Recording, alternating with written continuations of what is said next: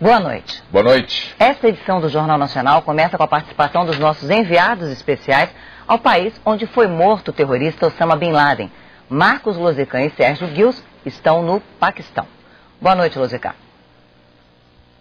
Boa noite, Fátima, William, boa noite a todos. Essa viagem começou ontem à noite em Londres. Nós tomamos um avião até a capital do Paquistão e esta manhã daqui fizemos outra viagem, dessa vez de carro, até a cidade de Abbottabad, que fica a 120 quilômetros daqui. Foram 3 horas que eu e o cinegrafista Sérgio Guils percorremos de carro, uma viagem numa estrada muito cheia de curvas, de difícil acesso em alguns lugares e cheia de motoristas relapsos. Lá, Osama Bin Laden se escondeu.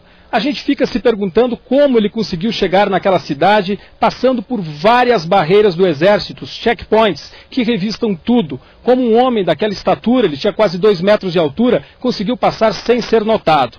O fato é que ele chegou até lá e as pessoas dizem que não sabiam de nada, que não viram absolutamente nada. A casa ficava do lado de uma plantação de chá de hortelã e em meio a outras casas mais ou menos do mesmo porte e do mesmo tipo. Nessa casa, hoje, que está totalmente cercada por homens do exército, nós conseguimos chegar e tocar no muro que protegia Osama Bin Laden. A notícia mudou a rotina de Abbottabad, no norte do Paquistão. A cidadezinha, que é sede de uma base aérea e várias instalações das Forças Armadas, agora é alvo de curiosos e jornalistas do mundo todo. A casa fica no centro de Abbottabad, a menos de 1000 metros da Academia Militar do Paquistão. É cercada de quartéis por todos os lados. Aqui, no meio daqueles que deveriam caçá-lo, o homem mais procurado do planeta veio se esconder. O oficial do exército paquistanês diz que ninguém sabia de nada, nem desconfiava. Muitos moradores ainda custam a acreditar que o homem mais procurado do mundo estivesse bem ali. Este homem com quem conversei afirma que não tinha ideia da presença de Bin Laden na cidade. Já este menino de 12 anos conta que esteve na casa várias vezes. Ele diz que havia crianças no local que deram a ele 2 coelhos de presente. O jovem também contou que a família costumava queimar todo o lixo, em vez de deixar para a coleta, e que os ocupantes da casa instalaram uma câmera para monitorar o que acontecia do lado de fora. O menino afirmou ainda que nunca viu Bin Laden. A casa tem 3 andares e vista de fora não foge ao padrão das boas residências aqui de Abbottabad. O que não é comum é um muro de 3 metros de altura com arame farpado. Numa casa tão protegida assim, era estranho que não houvesse conexão de internet e nem linha de telefone. Foi isso que despertou as primeiras suspeitas. Imagens divulgadas por TVs americanas mostram a cozinha da casa, manchas de sangue no chão, muito lixo espalhado e uma grande área externa. Durante todo o dia de hoje, testemunhamos o entra e sai de agentes paquistaneses, armados e vestidos de preto. A missão é tentar recolher pistas que revelem novos detalhes sobre a rotina do terrorista responsável por milhares de mortes. Os peritos também querem saber, eventualmente, quem ajudava o chefe da Al-Qaeda durante a permanência dele no território paquistanês.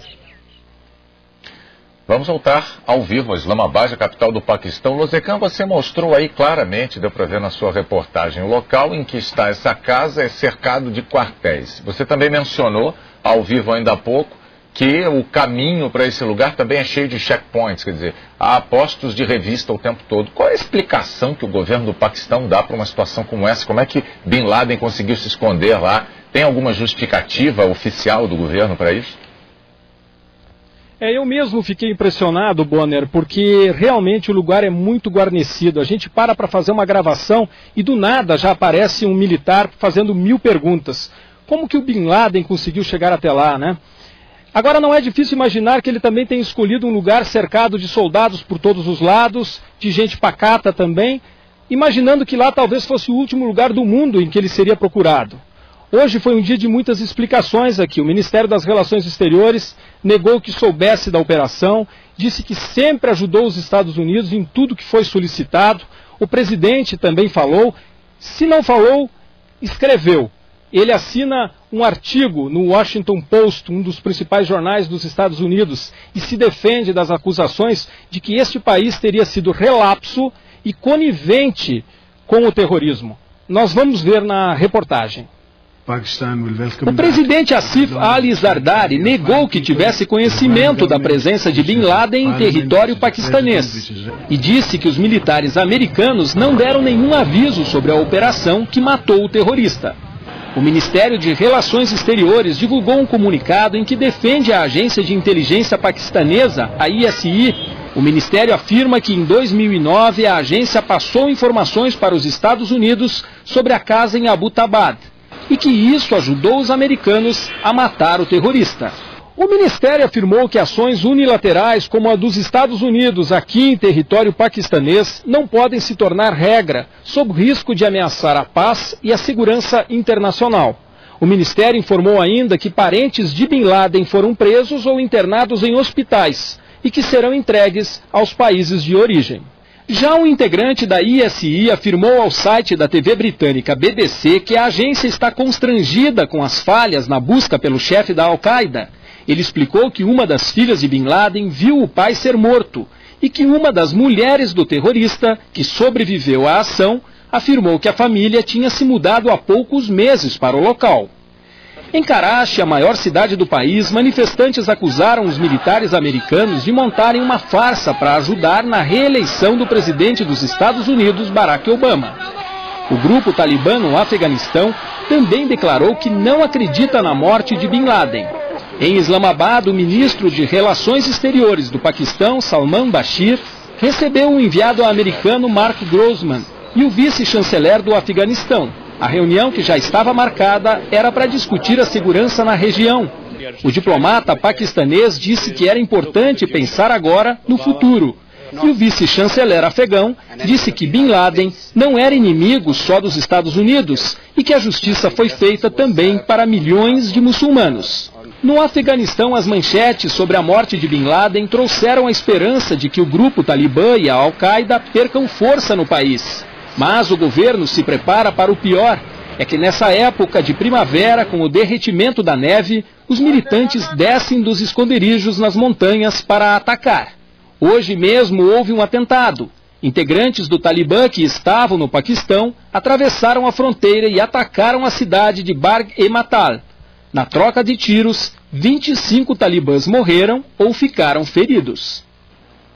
O diretor do Serviço Secreto americano, Leon Panetta, disse hoje que o segredo absoluto da operação foi porque o governo americano temia que o Paquistão vazasse as informações. Mas a Casa Branca fez questão de elogiar a ajuda do Paquistão, que chamou inclusive de aliado na caçada ao terrorista. A reportagem é de Luiz Fernando Silva Pinto. O porta-voz da Casa Branca tentou minimizar a tensão diplomática entre Estados Unidos e Paquistão. Os paquistaneses têm cooperado bastante com os americanos, levantando informações. Muitas delas foram úteis nessa operação, disse Jay Carney, confirmando a informação divulgada pelo Ministério das Relações Exteriores paquistanês. A senadora democrata Dianne Feinstein, líder da Comissão dos Serviços de Inteligência do Senado, disse que sabia da existência da fortaleza em que o terrorista se escondia desde dezembro do ano passado. O segredo foi mantido, coisa rara em Washington, onde os rumores se espalham rapidamente. Segundo Feinstein, o Congresso está analisando a possibilidade de cortar a ajuda de 1 bilhão e 300 milhões de dólares que os Estados Unidos dão anualmente ao Paquistão, se for descoberto que autoridades do país sabiam do paradeiro do terrorista mais procurado do mundo. O conselheiro de contra-terrorismo do governo americano, John Brennan, disse que o material recolhido no esconderijo de Bin Laden pode fornecer detalhes de como a Al-Qaeda operava. São discos rígidos de computadores, DVDs e uma pilha de documentos que ainda estão sendo analisados. Segundo Brennan, o objetivo agora é caçar o suposto novo chefe da rede terrorista, o médico egípcio Ayman al-Zawahiri. John Brennan disse que a divulgação de fotos ou vídeos do corpo de Bin Laden não está confirmada. A preocupação é com a reação que as imagens, fortes demais, poderiam provocar principalmente no mundo islâmico.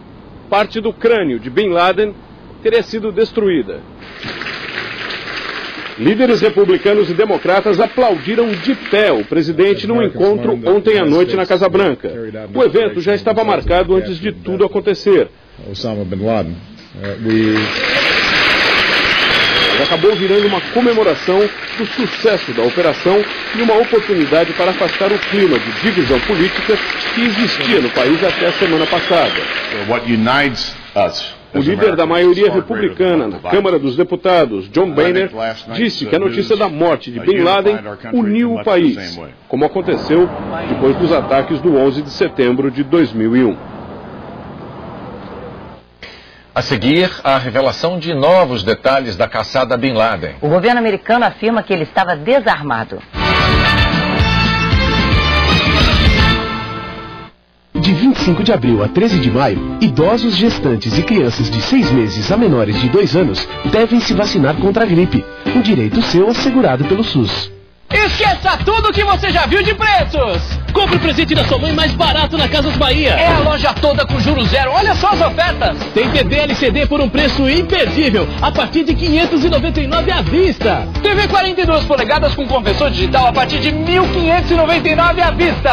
Aproveite e garanta já o presente da sua mãe. E tem ainda DVD karaokê a partir de R$ 99,90 à vista. Presente mais barato para sua mãe é amanhã na Casas Bahia. E tudo com juros zero.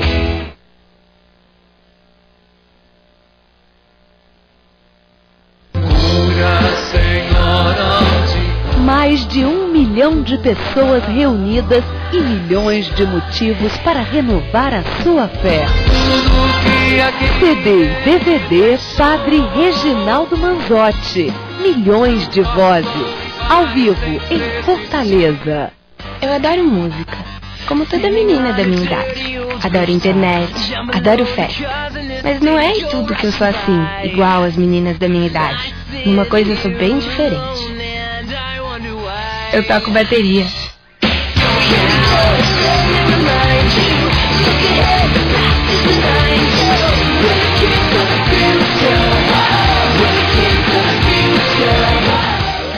Cidadania. A gente se liga em você.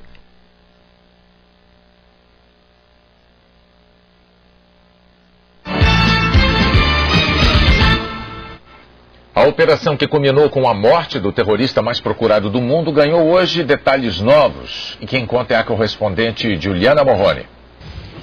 Foi na prisão americana em Guantánamo que os investigadores conseguiram pistas valiosas para chegar ao terrorista Osama Bin Laden. O Serviço de Inteligência americano, a CIA, descobriu que Bin Laden tinha um mensageiro, um homem de confiança que fazia ponte com parceiros da Al-Qaeda e aliados. Khalid Sheikh Mohammed, um dos principais responsáveis pelos atentados de 11 de setembro, falou sobre a existência do mensageiro, depois de ter sido torturado. Mas o nome do braço direito de Bin Laden, Abu Ahmed al-Kuwaiti, foi revelado por um outro terrorista. Também em Guantánamo, o número 3 da organização de Bin Laden confirmou a identidade de al-Kuwaiti. Os investigadores conseguiram rastrear um telefonema do mensageiro e, em agosto do ano passado, localizaram o casarão em Abbottabad. Mapearam a casa por satélite, acompanharam a movimentação semanalmente, mas não conseguiam pistas dos moradores, nem no lixo da casa, que era queimado.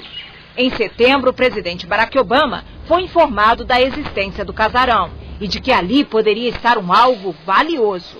As investigações avançaram e em dezembro do ano passado, a CIA teve reuniões secretas com parlamentares. Pediu a liberação de dezenas de milhões de dólares para preparar a operação.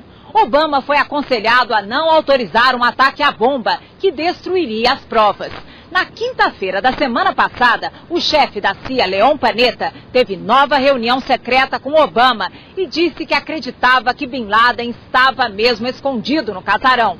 Investigadores cautelosos avisaram que as chances de que ele estivesse lá eram de 60%. Obama pediu um tempo para tomar uma decisão e no dia seguinte, na sexta-feira, autorizou o ataque com helicópteros. O mau tempo atrapalhou e a operação foi adiada por